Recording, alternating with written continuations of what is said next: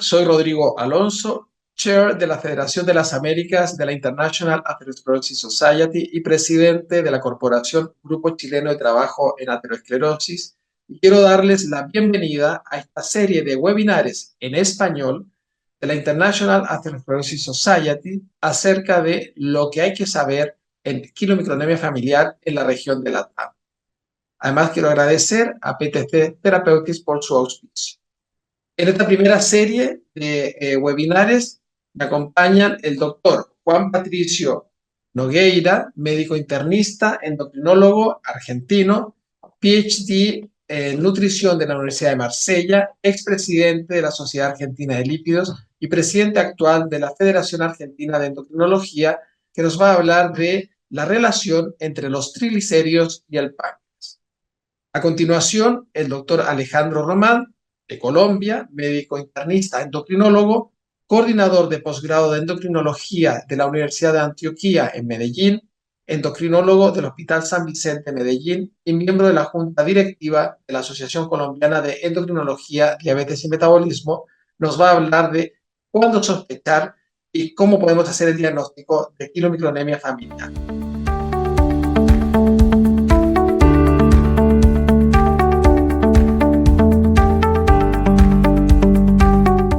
Hola a todos, mi nombre es Juan Patricio Nogueira, soy médico internista y endocrinólogo. Quiero agradecer a la International Atherosclerosis Society por invitarme a hablar este tema sobre la relación de triglicéridos y páncreas. Estos son mis conflictos de interés.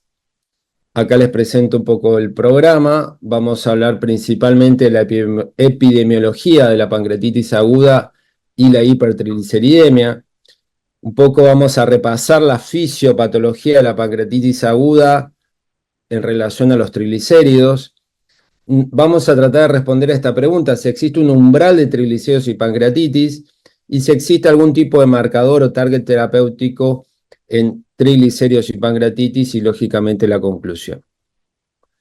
Fíjense, este trabajo, el estudio FOCUS, que la mayor parte de los lipidólogos lo conocemos, es el estudio de síntomas y signos. Es un registro multicéntrico de los pacientes con quilomicronemia familiar. Y como verán, los síntomas son variados. Acá ven la frecuencia de los síntomas, acá en la parte inferior. Y el dolor pancreático como representativo de pancreatitis es algo, si bien no tan frecuente, pero es muy patognomónico, muy característico del síndrome de quilomicronemia familiar. Cuando analizamos las causas de pancreatitis por hipertrigliceridemia, representan, lo vemos en este gráfico de torta, representan la tercera causa, lógicamente después de los cálculos biliares y el alcoholismo. La tercera causa es la hipertrigliceridemia, entonces lo tenemos que tener muy presente como representante de pancreatitis aguda. Cuando analizamos las pancreatitis aguda, 85-90% son pancreatitis edematosa, un 15% son pancreatitis llamadas necrotizante. Cuando hablamos de pancreatitis aguda hablamos de falla orgánica, hablamos de pancreatitis intersticial menos del 10% y pancreatitis necrotizante un 54%.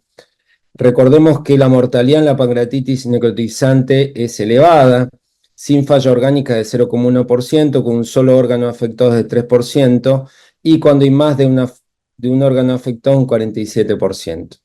Lo importante es que debemos recordar que dentro del mecanismo de la producción de la pancreatitis, sea por cálculo, sea por alcoholismo, sea por triglicéridos, sucede, el mecanismo inicial está en la activación de tripsina o tripsinógeno.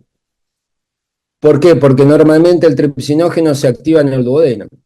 ¿Para qué? Porque es la enzima inicial que va a desencadenar la activación de las otras enzimas pancreáticas encargadas de la digestión inicial.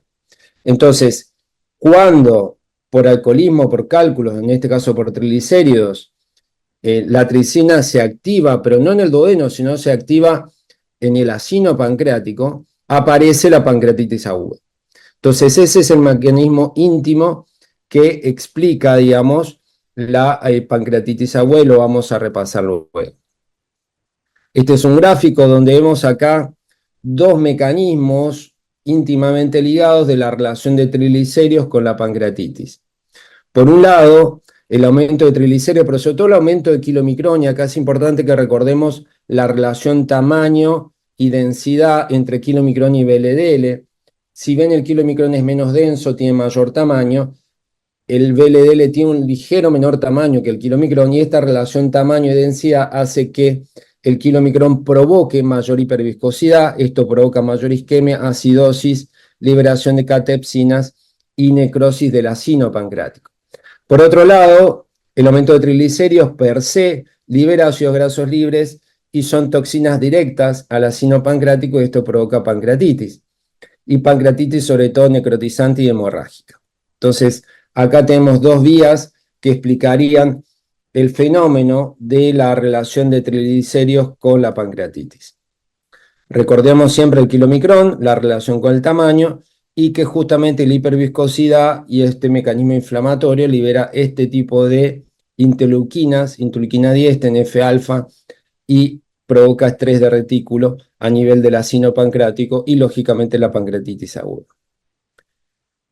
Cuando analizamos las pancreatitis por hipertrigliceridemia en relación a otro tipo de pancreatitis que vemos en este metaanálisis, que por un lado provoca mayor mortalidad, por otro lado provocan mayor severidad, las pancreatitis por hipertrigliceridemia provocan mayor necrosis, y por otro lado mayor días de internación en terapia intensiva o unidad de cuidados intensivos. Bien, ¿qué sabemos del nivel umbral de pancreatitis y triglicéridos? Cuando analizamos triglicéridos postprandiales en el estudio cardiovascular de Copenhague, dirigido por Nordesgaard, ellos analizaron el triglicérido llamado non-fasting, que es el postprandial, y ellos observan que a partir de 176 de triglicéridos non-fasting postprandial, aumenta de forma progresiva y proporcional el riesgo de pancreatitis. Ahora bien, recordemos este dato, porque uno dice a partir de 176, pero ese es el triglicérido postprandial, ¿sí? Y comienza un ligero aumento de pancreatitis a partir de 176 a nivel postprandial. Cuando hablamos en ayunas, vemos de menor a mayor menos de 1,7 milimoles, de 1,7 a 5,6 y más de 5,6 milimoles, cómo aumenta la relación de triglicéridos y pancreatitis. Todo esto de triglicéridos en ayunas, que son los datos más constantes que tenemos en el consultorio. Ahora bien, cuando comparamos dos extremos, fíjense este trabajo. Por un lado, en color azul, triglicéridos, digamos, normales, por debajo de 150, y triglicéridos por encima de 1000 en color rojo. Cuando tenemos triglicéridos por encima de 1000, tenemos mayor días de terapia intensiva, mayor necrosis pancreática, mayor fallos de órganos y mayor mortalidad. El cuadro empeora, ¿sí? Entonces es muy clara la relación, en este caso dicotómica, en la cual triglicéridos de 1000 versus triglicéridos por debajo de 150 es mucho peor.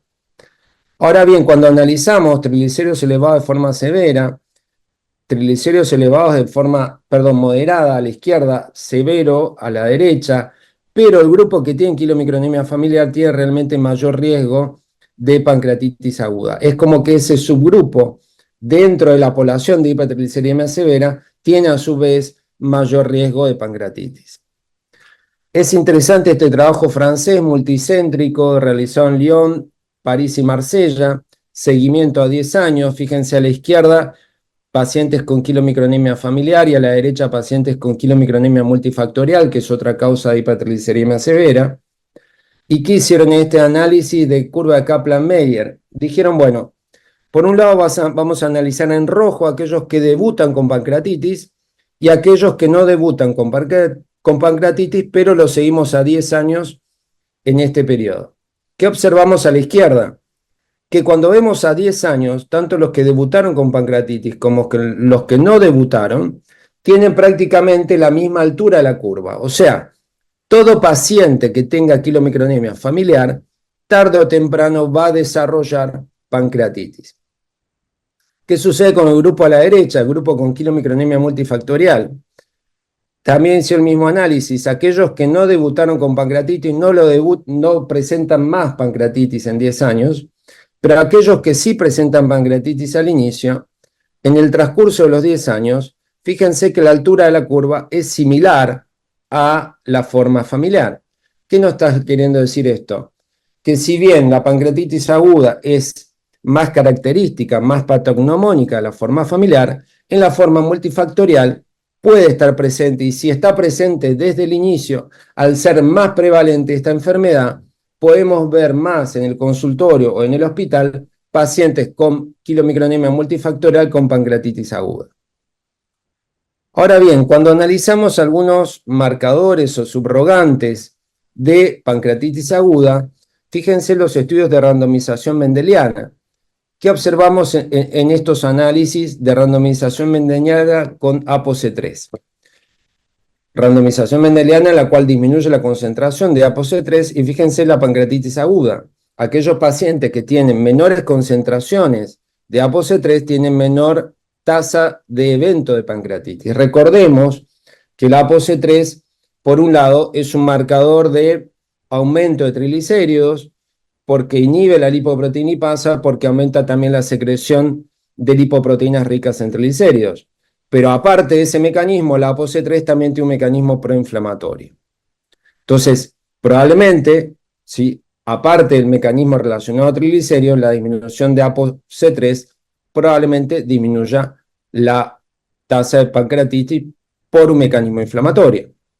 Cuando analizamos dos estudios como el APPROACH y el COMPASS, el APPROACH, un estudio con un oligonucleótido antisentido, como es el volanesorsen, en pacientes con quilomicronemia familiar, y el COMPASS en pacientes con síndrome de quilomicronemia multifactorial, que observamos que la tasa de pancreatitis fue menor, un mecanismo dependiente de la ApoC3. Ahora bien, cuando analizamos, y este es un metaanálisis que enviamos a publicar, todos los trabajos con inhibición de ApoC3 y analizamos la tasa de evento de pancreatitis, vemos una reducción significativa de la tasa de pancreatitis, independientemente del nivel de triglicéridos. Entonces, algo que nos planteamos es que puede ser un mecanismo también independiente al nivel de triglicéridos.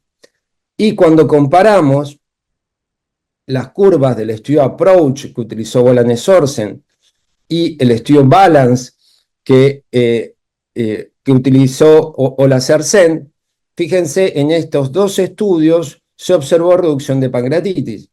Y cuando comparamos en realidad la reducción de triglicéridos en el estudio APPROACH fue superior a la reducción de triglicéridos en el estudio BALANCE con Olacersen. Pero la reducción de ApoC3 en ambos trabajos mostró que fue similar. Entonces, la conclusión que uno podría interpretar de estos dos estudios, y también del metaanálisis, y también de los estudios de randomización mendeliana, que la reducción de ApoC3 por un mecanismo inflamatorio, independientemente del porcentaje de reducción de triglicéridos, va a reducir la tasa de pancreatitis. Ahora bien, vamos a hablar un poco de esta teoría poligénica, la pancreatitis aguda, porque nosotros en el consultorio encontramos pacientes que tienen triglicéridos de 500 y hacen pancreatitis, y encontramos triglicéridos de 3000 y no hacen pancreatitis. Y vamos a plantear este escenario en tres situaciones. La teoría poligénica, ¿cuál es? En la parte superior vemos los determinantes de pancreatitis genéticos. En la parte superior derecha, los determinantes de hipertrigliceridemia severa, y en la parte inferior, los determinantes de factores de riesgo pancreatítico. Como sabemos, por ejemplo, la hipercalcemia, la diabetes, etcétera, son factores de riesgo también de pancreatitis. Ahora bien, los determinantes genéticos ya los conocemos, de hipertrigliceridemia, pero recordemos que aquellos determinantes genéticos de pancreatitis pueden ser de tipo monogénicos, ¿sí?, que afectan sobre todo estos factores de transcripción, PRCS1 o SPINK1, que tienen que ver sobre todo o con la activación o con la inhibición de la tripsina. Son factores que fisiológicamente lo que actúan o cómo funcionan en el acino pancreático es normalmente inhibir, ¿sí?, inhibir a la tripsina. Entonces, cuando tenemos mutaciones con pérdida de sentido, quiere decir que dejan de inhibir a la tripsina activa la cascada enzimática en el acino pancreático y aparece la pancreatitis. Entonces, serían trastornos monogénicos con aparición de pancreatitis necrotizantes y severas. O podemos tener trastornos más de tipo poligénicos, con esta combinación de genes, con nombres propios. Algunos tienen que ver con los canales de calcio, algunos tienen que ver con la fibrosis quística, y todos estos factores genéticos poligénicos intervienen también o modulan esta relación del ácido pancreático y el conducto pancreático, de tal forma que la vía final común es que activan la tripsina en un periodo previo. Entonces, podría explicarse que pacientes con triglicéridos de 500 hacen pancreatitis porque también probablemente tengan algo de estos SNPs, algo de estos trastornos poligénicos, asociado lógicamente a un aumento o moderado o severo, lógicamente, de triglicéridos en sangre, ¿sí? Sumado a que tiene diabetes, que tiene obesidad, que son factores de riesgo presentes. Entonces, como para ir terminando, como conclusión, sabemos que no existe una relación umbral entre los triglicéridos y la pancreatitis aguda, que por encima de 500 miligramos por decilitro de triglicéridos en ayunas aumenta el riesgo, por encima de 176 miligramos por decilitro aumenta el riesgo de triglicéridos postprandiales, pero no tenemos un valor techo. Y sabemos que la hiperviscosidad del kilomicrón y los ácidos grasos libres son determinantes como NOXA de pancreatitis aguda. La ApoC3, independientemente de la causa del aumento de triglicéridos, cumple un rol proinflamatorio causal, valga la redundancia, de pancreatitis aguda, y algunos determinantes genéticos de pancreatitis aguda relacionados principalmente con la activación temprana de la tripsina, sumado a los factores genéticos de hipertrigliceridemia severa y otros factores poligénicos como la presencia de diabetes, pueden desencadenar eventos pancreáticos. Muchas gracias por su atención.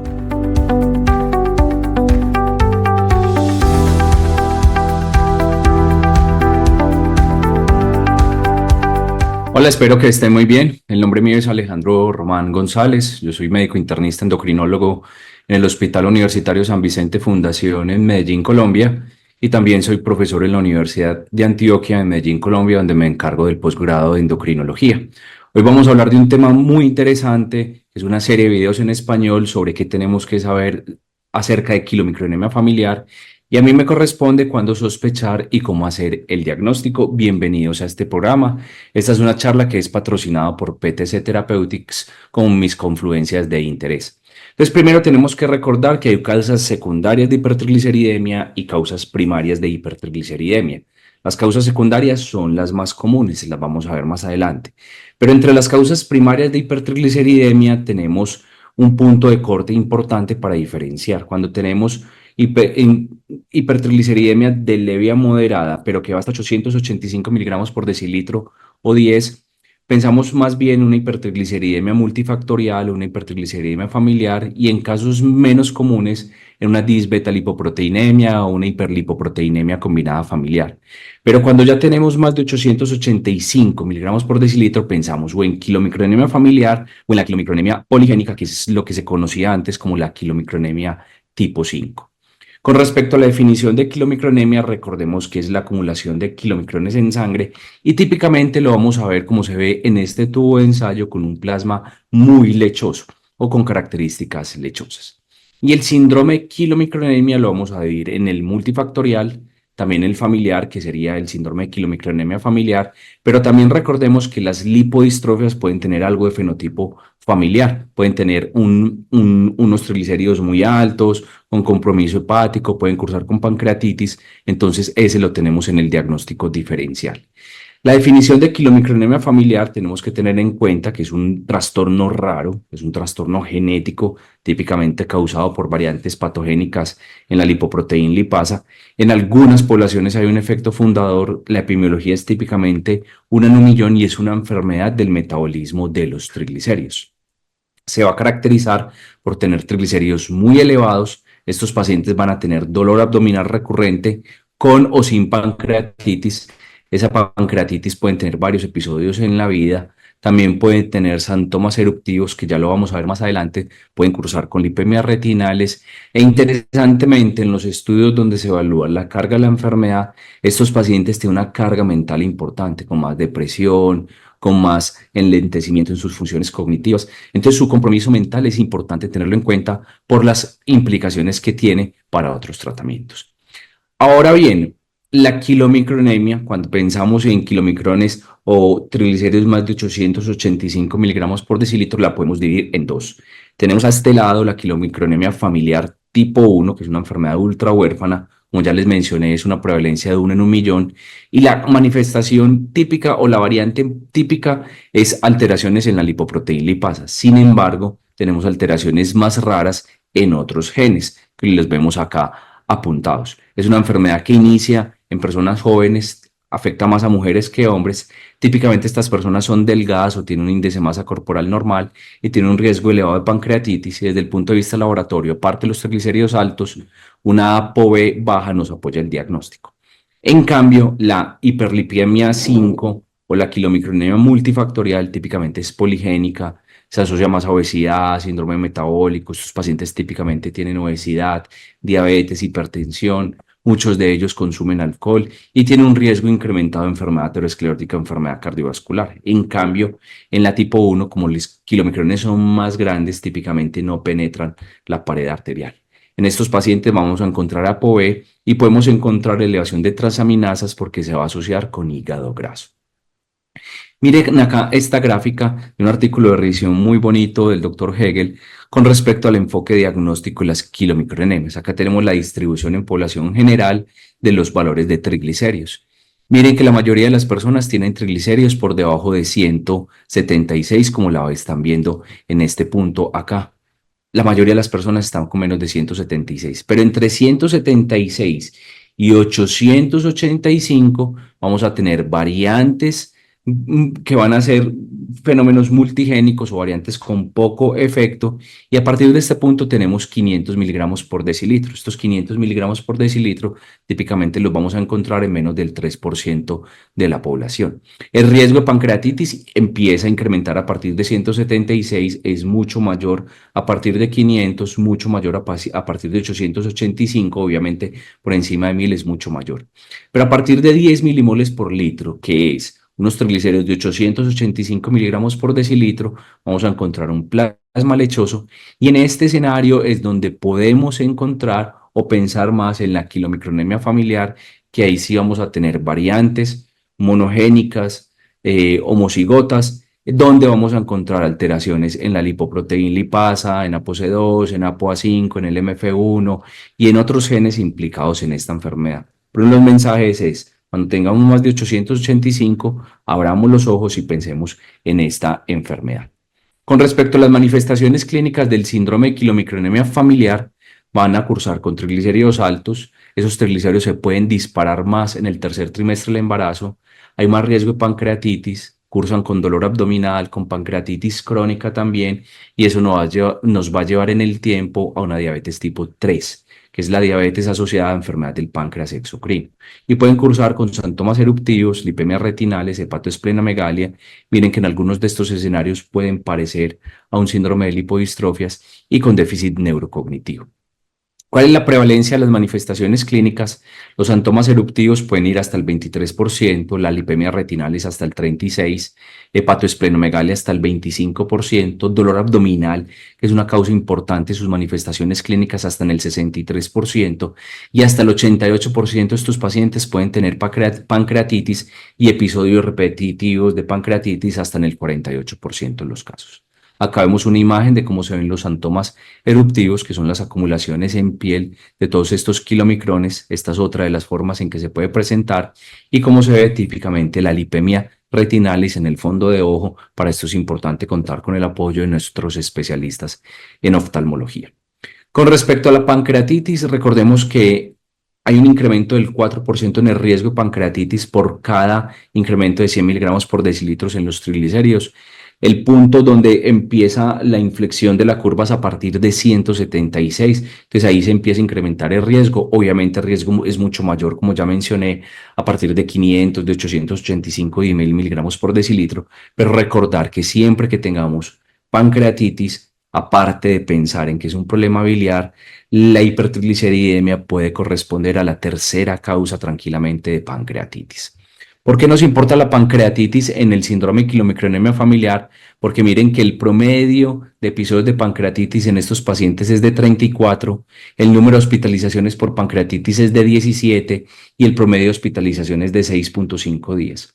En esta serie de los pacientes, el 100% tenían episodios de pancreatitis y episodios recurrentes también se asociaban a hígado graso, a colecistectomía y a hepatoesplenomegalia. Ahora bien, ¿cómo diagnosticamos esta enfermedad? Pues tenemos que pensarlo en triglicéridos muy elevados, más de 885 miligramos por decilitro, y que esa hipertrigliceridemia sea refractaria, es decir, que no responda al tratamiento médico. Sumado a esto, antecedentes de pancreatitis o dolor abdominal recurrente sin otra causa clara de esa pancreatitis o de ese dolor abdominal y ausencia de causas secundarias, que las vamos a ver más adelante. Pero estos son los trucos para pensar en esta enfermedad. Triglicéridos muy altos que no respondan al tratamiento en presencia de pancreatitis, dolor abdominal recurrente y que el paciente no tenga una causa clara de esta enfermedad. Como nos mencionan típicamente, pensar esta enfermedad cuando los triglicéridos no respondan al tratamiento estándar, como los fibratos, que sea observada en más de 2 veces y que adicionalmente descartemos otras causas de triglicéridos elevados como alcoholismo, una diabetes no controlada, el hipotiroidismo tiene que ser muy grave para elevar lo suficiente de los triglicéridos, una dieta muy mala, muy rica en carbohidratos, síndrome nefrótico, algunos medicamentos como tamoxifeno. Si ya consideramos cuando descartamos las causas secundarias, si tenemos los triglicéridos muy altos, esa posible quilomicronemia familiar, evaluar los antecedentes de pancreatitis, de dolor abdominal y solicitar un estudio genético que nos confirme el síndrome de quilomicronemia familiar. Entre causas secundarias quería mencionar o hacer énfasis en esta gráfica los estrógenos, el tamoxifeno, algunos betabloqueadores, los esteroides, la ciclosporina, los antirretrovirales, pero lo que vemos más frecuente en la práctica clínica es el abuso del alcohol, la diabetes mellitus no controlada junto con enfermedad metabólica como es la obesidad. ¿Cómo nos permite diferenciar entre otras causas? Miren acá que los valores para sospechar quilomicronemia familiar es más de 885, el colesterol total va a estar alto, el LDL típicamente está bajo, el HDL está bajo, el colesterol no HDL va a estar alto y los niveles de ApoB100 o de ApoB van a estar bajos, eso nos apoya un síndrome de quilomicronemia familiar, recordemos que ApoB deberíamos pedir más. Con respecto a score, hay el score de Mulan, que es muy práctico. El score de Mulan empieza con triglicéridos muy elevados. Si tiene más de 3 mediciones consecutivas, nos da 5 puntos. Si los triglicéridos estuvieron en ayunas más de 1770, más 1 punto. Si estuvieron normales en algún momento, miren que esto nos resta. Los factores secundarios, la ausencia de ellos nos suma 2 puntos, la historia de pancreatitis, una historia de hiperlipidemia familiar combinada, la poco respuesta al tratamiento, que es una disminución de menos del 20%, y la edad.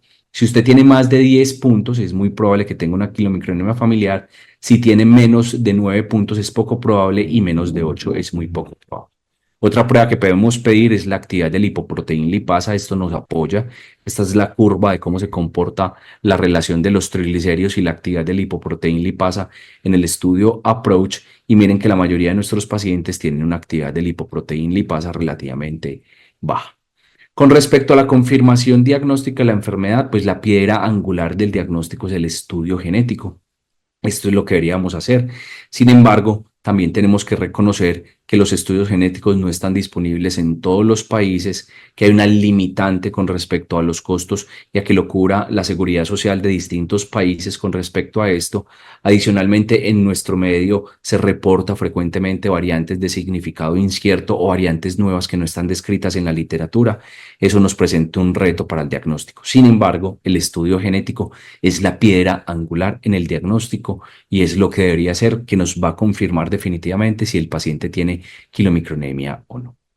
Ahora bien, ya para terminar, quisiera enviar unos mensajes importantes. Recordar que la quilomicronemia familiar es una enfermedad rara. Listo, no es frecuente, es una causa infrecuente de elevación en triglicéridos. Listo.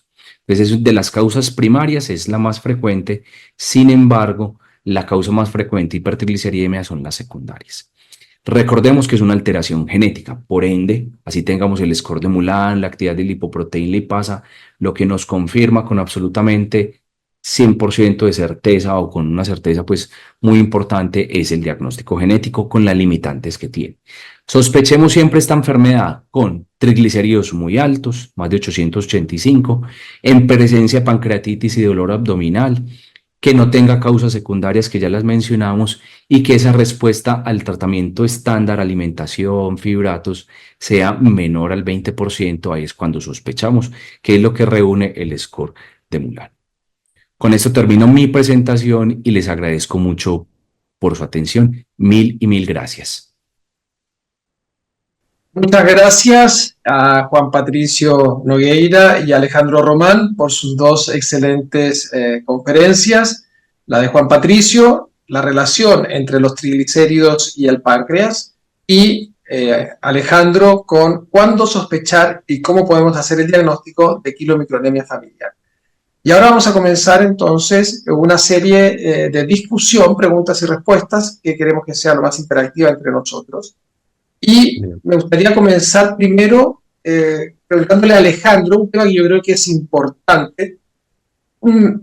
¿Todas las hipertrigliceridemias primarias, severas, son primarias? O, dicho de otra manera, ¿qué debemos descartar como causa de hipertrigliceridemia severa para poder luego hacer o sospechar el diagnóstico de quilomicronemia familiar?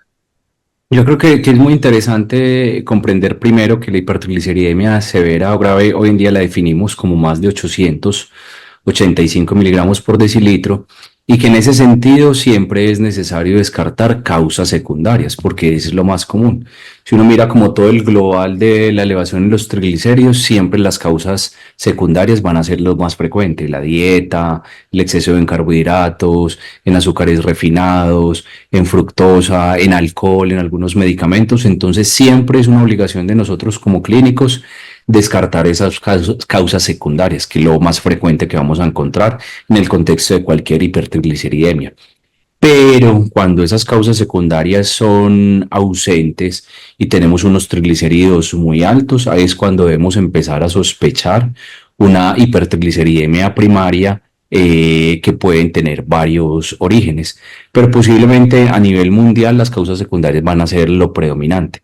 Hay que entender también que los triglicéridos, a pesar de que nosotros como clínicos nos interesan los triglicéridos y vemos típicamente el paciente enfermo con triglicéridos altos, realmente unos triglicéridos más de 500 lo vemos en porcentajes de toda la población en un escenario relativamente raro, menos del 3% con la distribución de los laboratorios. Entonces yo creo que sí, la causa secundaria es lo más prevalente en esas hipertrigliceridemias graves, pero recordar que si no hay una causa secundaria, siempre debemos pensar en una hipertrigliceridemia primaria. Claro, eso cobra mucha importancia toda vez que la prevalencia de obesidad en la región LATAM, ¿no es cierto?, y la de diabetes mellitus en la región LATAM está aumentando considerablemente. La de diabetes a consecuencia, ¿no es cierto?, del exceso de obesidad que estamos viendo en nuestros países. Juan Patricio, ¿quisieras comentar algo al respecto? No, coincido con Alejandro. Las causas secundarias, muchas son endócrinas o relacionadas a enfermedades endócrinas o a tratamientos farmacológicos que tienen hormonas. Dentro de ellas el glucocorticoide, una de las más frecuentes. Recordemos también la HIV, la insuficiencia renal, el síndrome nefrótico. Son causas secundarias que tenemos que descartar. Ahora, una vez eliminado ese factor secundario, bueno, se va normalizando el nivel de triglicéridos. Importante también saber que lamentablemente no tenemos un valor de corte diagnóstico de las hipertrigliceridemias primarias. No sucede así con la hipercolesterolemia familiar. La hipercolesterolemia familiar es una relación lineal. Acá es mucho más heterogéneo y mucho más complejo, entonces hay algunos trastornos secundarios que dan triglicéridos por encima de 880. Entonces, lamentablemente el valor de corte de triglicéridos no es por sí solo un diagnóstico de dislipemia primaria. Entonces, ahí tenemos que utilizar herramientas clínico y bioquímicas para empezar a descartar las causas secundarias y después dentro de las primarias empezar a ver si son multifactoriales o familiares, etcétera, ¿no? Pero es ahí la complejidad de los triglicéridos, a diferencia del LDL, que es mucho más heterogéneo, ¿no? La Lo, población lo, lipídica, perdón. lo otro muy interesante que estaba mencionando ahí Juan Patricio y que me estaba como recordando es esa, como es una enfermedad compleja, entonces tenemos esa interacción entre ambiente y esas variables poligénicas o esa acumulación de varios SNPs que van a marcar un genotipo distinto que con un ambiente obesogénico como el que tenemos en la TAM va a ser unos triglicéridos muy altos. Entonces vamos a tener esa combinación donde tenemos un SNP, una serie de genes con alteraciones pequeñas, con una dosis muy pequeñas, en un contexto con alto consumo de fructosa o de gaseosas y nos van a generar unos triglicéridos muy altos y finalmente no es una causa primaria como la entendemos hoy en día. Muy bien. Alejandro, perdona Juan Patricio, No, no. ¿quieres agregar algo? Me permitís un dato clínico. Cuando hablamos de triglicéridos tenemos dos orígenes, ¿no? El hepático, VLDL, y el intestinal, que es kilomicrón.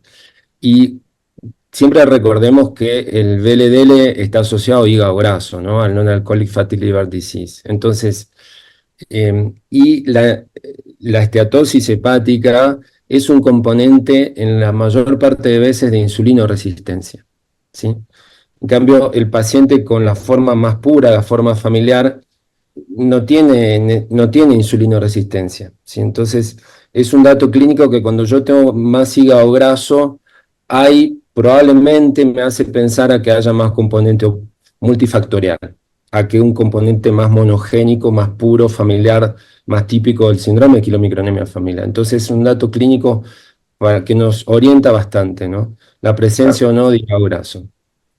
Claro, yo creo que es importante decir, ¿no? Que como bien lo han dicho ustedes, el punto de corte, porque si uno mira Europa es 880, 85 los miligramos de decilitro de triglicéridos cuando hay que sospechar. Estados Unidos muchas veces dice sobre 1000, ¿cierto? 1000. Miligramos de decilitro. Aquí en Chile se define severa, no kilomicronemia familiar, pero severa sobre 500 miligramos de decilitro de triglicéridos. O sea, que hay que sospechar algo más. Ahora, claro, el hecho que tú tengas una causa secundaria tampoco excluye, porque si tú mejoras la causa secundaria, ¿no es cierto? Y sigues estando elevados los triglicéridos, muy elevados, uno podría pensar que hay una base genética también allí importante, y lo vemos cuando hacemos los estudios genéticos, ¿no? Entonces, claro, que te puede tocar una multifactorial, pero también podrías tener una, más raro, pero podría ser, ¿no? Tú puedes ver pacientes con kilomicronemia familiar que tengan exceso de peso, por ejemplo. Claro. No es lo habitual, hay gente habitual, pero yo tengo algún paciente que sí lo tiene. O sea que en el fondo hay que sospecharla con los niveles de triglicéridos muy elevados y tratando como de excluir o compensar aquellas causas secundarias que se puedan compensar, ¿no? Para ver el impacto que tiene. Eso lo hacemos también con la hipercolesterolemia muchas veces, ¿no? Totalmente. Muy bien. Y Juan Patricio, claro, una de las complicaciones importantes de la hipertriglicemia severa y en especial de la hiperkilomicronemia es la pancreatitis. ¿Qué relación hay entonces entre los triglicéridos? El nivel de, ¿hay algún umbral de triglicérido en el cual tú digas aquí claramente hay pancreatitis y aquí no? ¿Puede verse en cualquier nivel de triglicérido? ¿Qué nos puedes decir al respecto? Sí, es una respuesta compleja, es una pregunta compleja con múltiples respuestas. ¿Por qué? Porque acá tenemos que pensar dos o tres factores que explicarían la relación de triglicéridos y pancreatitis. Por un lado, desde el punto de vista lipídico, si uno compara kilomicrón versus VLDL, el kilomicrón tiene menos densidad pero más tamaño. El VLDL tiene ligeramente más densidad pero en menos tamaño. Y parece algo tonto, pero es muy importante recordar eso, porque al haber más tamaño, el kilomicrón circula más lento. Entonces, cuando yo acumulo más kilomicrón, provoco más hiperviscosidad que cuando acumulo VLDL. ¿Y en qué situación voy a acumular más kilomicrón? Cuando tengo un déficit severo de lipoproteinipasa. Porque fisiológicamente lo que primero metabolizamos es nuestro estado postprandial. La lipoproteinipasa, sabes muy bien, cataboliza las dos, pero elige primero kilomicrón sobre VLDL. Entonces, una de las relaciones de triglicéridos con pancreatitis pasa por el kilomicrón más que por el VLDL. La otra pasa también por algunos factores genéticos, porque, como charlamos previamente, es muy heterogéneo la relación de los triglicéridos y la pancreatitis, porque a su vez tenemos dos poblaciones de fuentes de triglicéridos, VLDL, kilomicrón, ayuna postprandial, etc. Entonces, al ser tan heterogéneo, hay pacientes que tenemos de 2000 o de 3000 que no hacen pancreatitis y otros que tienen 600, 800 o 1000 y que hacen pancreatitis. Entonces, vuelvo a la comparación con el LDL. No hay una relación lineal. Si en el modelo genético de LDL es una alteración en el receptor y acá es una alteración en una enzima, son distintos, ¿sí? Son distintos modelos cinéticos. Entonces, no hay una relación lineal, pero hay factores genéticos que predisponen también a pancreatitis, sumado a los factores genéticos que explicarían una dislipemia primaria, en este caso una kilomicronemia familiar.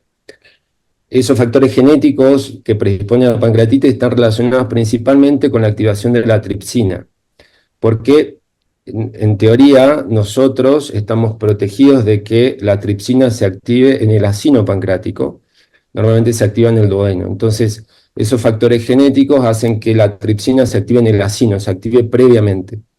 Si a eso le sumamos los triglicéridos, con kilomicrón, provoca mayor pancreatitis, independientemente de qué nivel de triglicéridos tengo. Y el tercer factor es la ApoC3. La ApoC3 es una apoproteína, si bien ubicuitaria, pero está principalmente en el VLDL y en el kilomicrón. Y también en parte en HDL, pero la ApoC3 tiene un componente proinflamatorio. Y sabemos que, lo vemos en estudios de intervención, que cuando bajamos la ApoC3, con los anti-ApoC3, ya sean oligonucleótidos antisentido, o las pequeñas moléculas de interferencia de ARN sobre la ApoC3, que algunos estudios de intervención bajan menos triglicéridos, pero la reducción de ApoC3 es similar. Y nosotros ahora enviamos a publicar un metaanálisis en el cual comparamos todos los ensayos con inhibición de ApoC3, en la cual la inhibición de ApoC3 es homogénea en todos los ensayos. Pero la reducción de triglicéridos no es homogénea en todos. En algunos, por ejemplo, en el APPROACH baja a 75%. En el SAJASTA baja a 50, 60%. En el otro estudio con Olacersen bajaba 40% los triglicéridos. Entonces la reducción de triglicéridos es más o menos heterogénea, pero la reducción de ApoC3 es homogénea. Y cuando comparamos por el metaanálisis vimos una reducción homogénea de la pancreatitis. Entonces es otra hipótesis. De decir, bueno, también bajar la ApoC3, que es proinflamatorio, bajo ese componente proinflamatorio y bajo pancreatitis. Entonces yo diría tres cosas. Kilomicrón, ApoC3 y factores genéticos explicarían parte de la relación lineal de triglicéridos con pancreatitis, pero no hay un umbral. No hay un umbral, lamentablemente. Sí decimos en forma práctica, por encima de 500 hay más riesgo, por encima de 1000. Pero trabajo en Nordesgaard publican que a partir de 175 miligramos por decilitro de triglicéridos aumenta el riesgo. Aumenta el riesgo. Ahora, cabe aclarar que los trabajos en Nordesgaard son en postprandial. No es lo mismo postprandial que en ayunas. ¿Sí? Entonces yo diría, en ayunas a partir de 500 seguro, por encima de 1000 sin duda que hay mayor riesgo, pero no es lineal. Entonces ahí tenemos que jugar o interactuar con estos factores. Kilomicrón, ApoC3, los factores genéticos. Claro, probablemente sobre 500 vamos a tener una gran cantidad de gente que es con hipertriglicemia por VLDL, ¿no? Más que por kilomicrones, Claro. Y después empezamos ya a achicarnos, ¿no? En el porcentaje de pacientes, y como tú bien dices, los kilomicrones, el tamaño, ¿no es cierto?, obstruye los canalículos, ahí produce la hipoxia, la inflamación y todo esto en el páncreas y produce la pancreatitis. Ahora, no todos los pacientes con hiperkilomicronemia van a, como dices tú bien dices, van a hacer pancreatitis, y eso es lo interesante, ¿no? Ahora, cuando la hacen, sabemos que la pancreatitis puede ser mortal. Si el problema de esto es que la gente se puede morir de una pancreatitis, de una pancreatitis aguda. Y hay un estudio muy interesante de los franceses, de Lyon, Marsella y París, de Belacén, el autor, que ellos siguen a 10 años la forma familiar y la forma multifactorial. Ellos comparan por Kaplan-Meier, por curva Kaplan-Meier, aquellos que empezaron con pancreatitis, lo siguen en 10 años, comparando las dos poblaciones, la forma familiar y la multifactorial. Y es como que la forma familiar, tarde o temprano hacen pancreatitis, los que debutan con pancreatitis o las que la hacen a los 2 o 3 años del debut. O sea, la forma familiar es sí o sí lo vas a hacer, o al principio o al final. Es como muy patognomónico.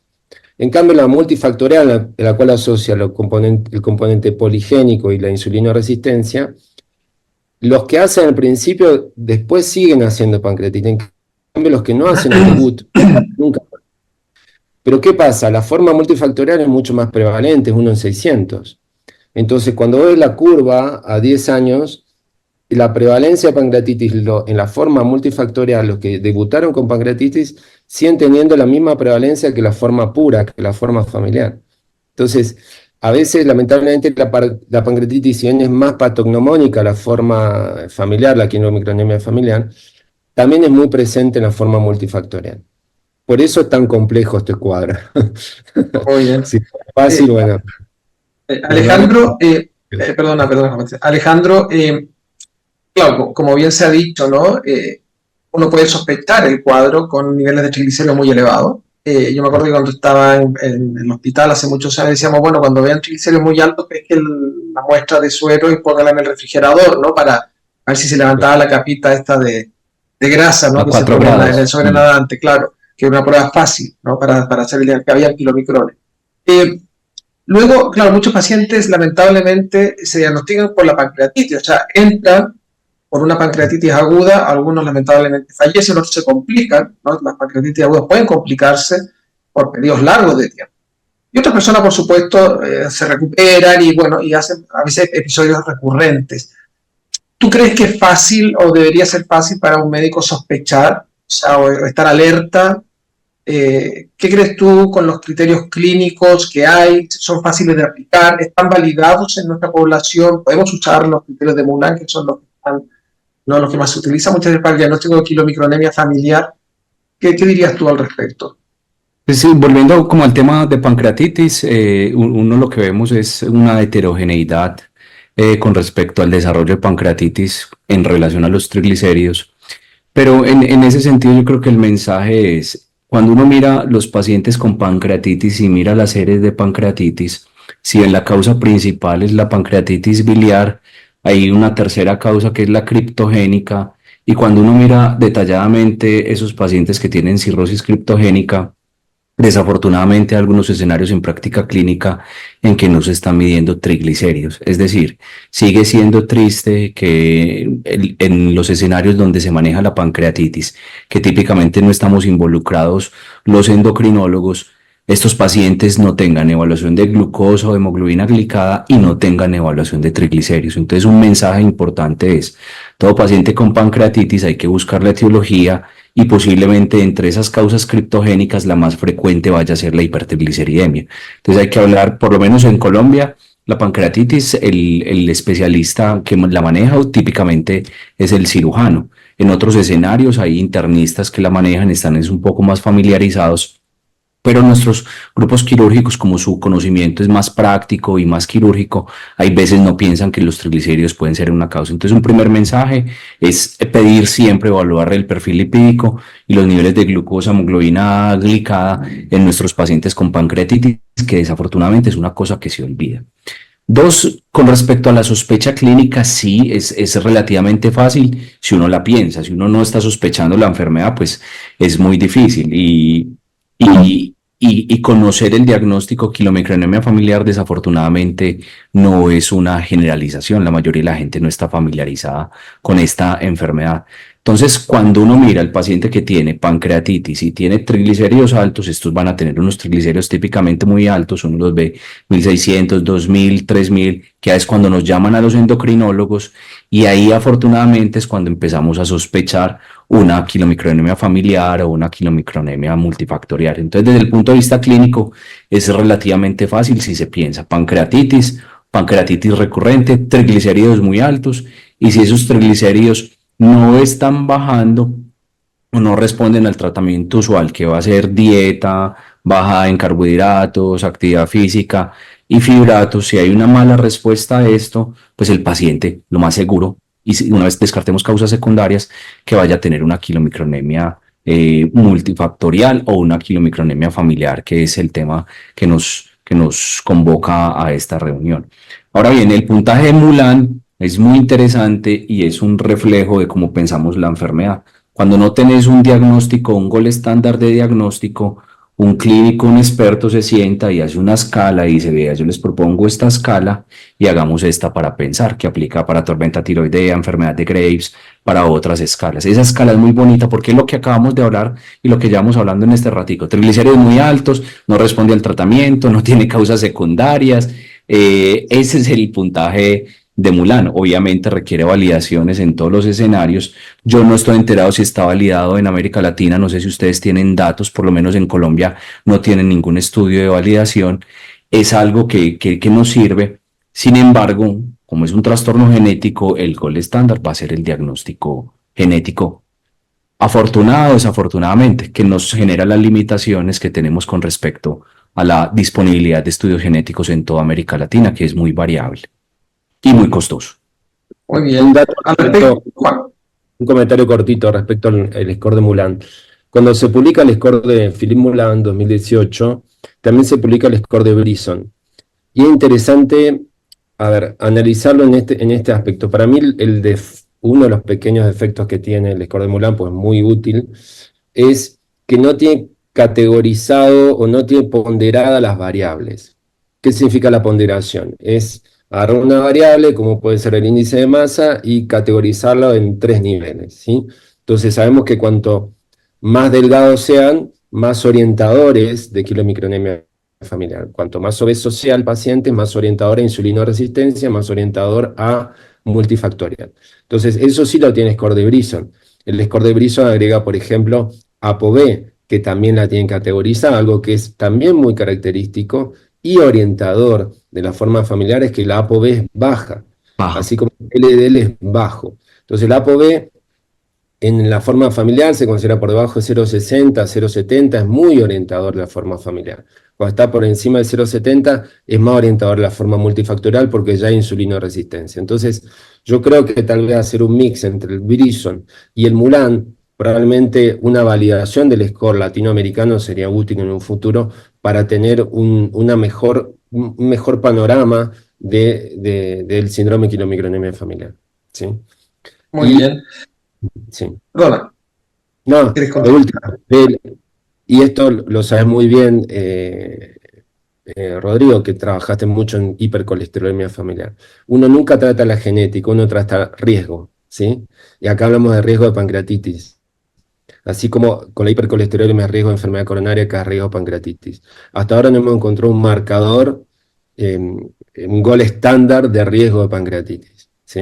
Entonces, yo creo y pienso que en la actividad lipoproteinipasa puede ser un buen marcador, no solo de diagnóstico de enfermedad, y probablemente o no de orientador de pancreatitis, pero por lo menos de diagnóstico de enfermedad, porque finalmente lo que tratamos es el déficit severo de lipoproteinipasa. Encontramos a veces pacientes con un score de Mulan elevado y una genética no concluyente, ¿sí? Sí. En la UBA, lo sabe muy bien, la doctora Gabriela Berg es la que realiza la actividad lipoproteinipasa. Estamos haciendo, bueno, El un estudio consenso. multicéntrico con un consenso y un multicéntrico también con Colombia, está enviando muestras. Chile creo que también está participando, justamente para tener un pool de pacientes que nos represente más una visión de qué sucede con la actividad lipoproteinipasa en estos pacientes con score de Mulan elevado y genética no concluyente.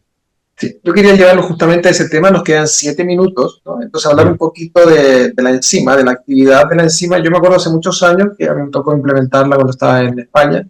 Era bastante complejo hacerla, ¿no? La actividad de lipoproteína lipasa, posheparina, había que tener los controles. Yo no sé si eso se ha simplificado ahora o no, sigue estando igual, pero en el fondo era, tenemos la genética, ¿no? Que es como el estándar actual, ¿no? Del diagnóstico, o sea, encontrar las variantes patogénicas. El tema es que a veces con la genética es que nos aparecen estas variantes inciertas, de significado incierto, o no patogénicas, que son polimorfismos SNPs, ¿no es cierto? Entonces, el tipo del paciente tiene los triglicéridos en 3000 y lo único que le apareció es esta polimorfismo genético. Entonces, ¿cómo interpretamos brevemente, para los minutos que nos quedan, el papel de la genética en el diagnóstico y el papel de la actividad de lipoproteína lipasa endotelial?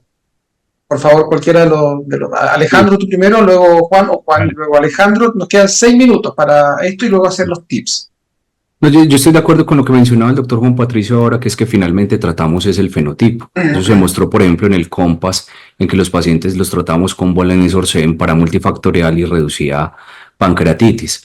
Sin embargo, ya cuando quiere hacer uno como la precisión científica de ante qué enfermedad se está encontrando, el diagnóstico genético nos va a apoyar. El problema que tenemos para nosotros es el costo, que es prohibitivo para nuestros países, y dos, la cantidad de variantes de significado incierto ante la cual nos estamos enfrentando. Entonces, por un lado va a ir la parte clínica, tratamos el fenotipo, vamos a tratar esos pacientes, la actividad de lipoproteína lipasa yo creo que nos va a brindar una oportunidad, pero también es posible en nuestro medio para Colombia, es más fácil un estudio genético que una actividad de lipoproteína lipasa, porque me toca enviar a la Argentina, me está llegando primero el resultado genético que la actividad de lipoproteína lipasa.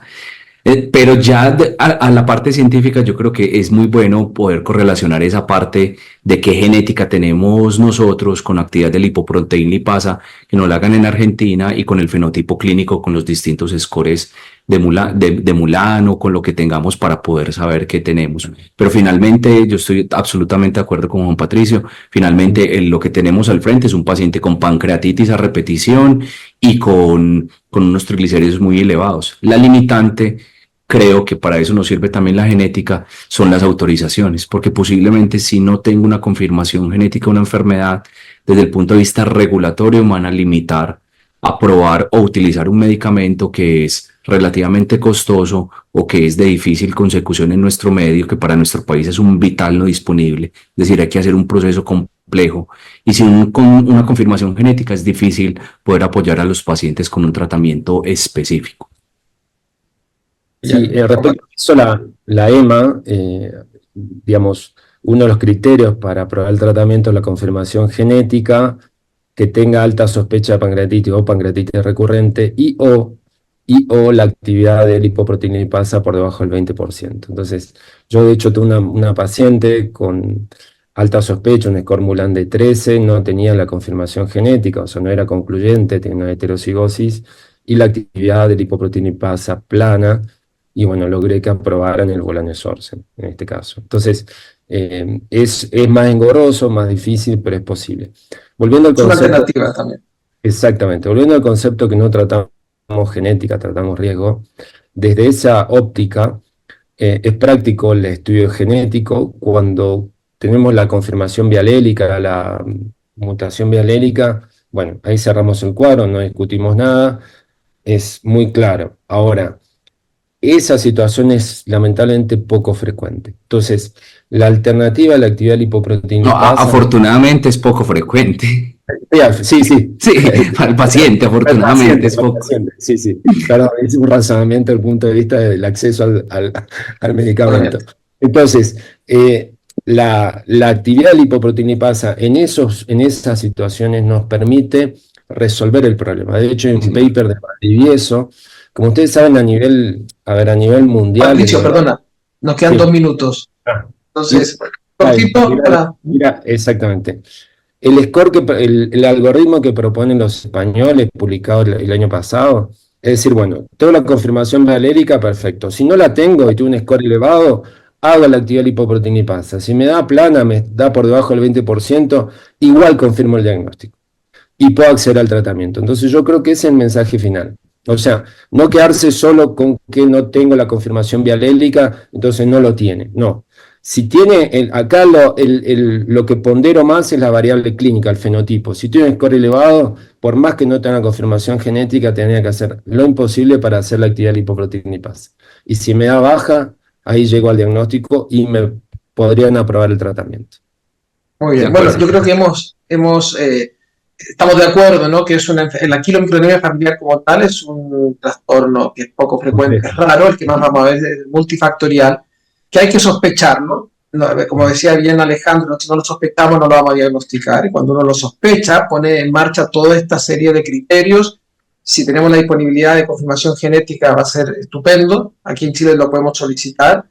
Estamos diagnosticando cada vez más casos más multifactoriales que monogenia, pero porque claro, el problema es que la quilomicronemia familiar es autosómica recesiva. Aquí no vamos a tener estos cuadros como en la hipercolesterolemia familiar que tenemos la heterocigota y la homocigota. Aquí es solamente el caso grave, ¿no? Y entonces yo quería terminar para que cada uno en 10 o 20 segundos me dé los tips de su plan, de su conferencia. Todos 3 puntos clave. Alejandro, tú primero, y después en 10 segundos Juan Patricio. 3 o 2 o 3 tips.